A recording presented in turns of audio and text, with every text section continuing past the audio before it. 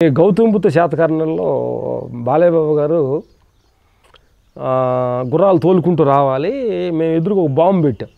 అది అక్కడ పారన్న గుర్రాలు టక్కన అది గుర్రం బాంబు బ్యాస్ట్ అయినా గుర్రం కొంచెం ఫాలో అయ్యారు. అప్పుడు కొంచెం బాధ వేసింది. అంటే ఎట్లా అంటే తెలియకుండా జరుగుతుంది.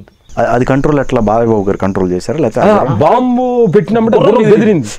ఓకే, ఆర్ట్స్లో మేము చూసిన వాళ్ళు ద కింగ్ ఓకే ఓకే ఎలాంటి గుర్రాన్ని తిప్పేస్తాడు ఆయన. అదేంటే బాంబు బ్యాస్ట్ అయ్యేటప్పుడు గుర్రం బెదిరిపోయింది.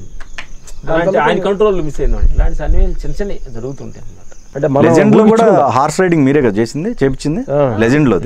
ఒరిజినల్ గ్లాస్ బ్రేక్ కొట్టాడు కదా, గ్లాస్ బ్రేక్ అది వైజాగ్ రోడ్ లో, బీచ్ రోడ్ లో, బీచ్ ఆర్కేబీ బీచ్ ఉంటుంది కదా, బీచ్ కొట్టాడు. అలా డేరింగ్ డాషింగ్ ఇట్లాంటివి మనం తెలియకుండానే మనం మనం ఆ తర్వాత అన్ని సినిమాలు చేస్తుండగా ఒక హీరోది మళ్ళీ నెక్స్ట్ హీరోకి వస్తే పవన్ గారిది తోటి చేయాలని చాలా ఉండేది. అంతకుముందు హరీష్ శంకర్ గారితో మేము అన్ని మిక్స్ అని చేసుకొచ్చాం.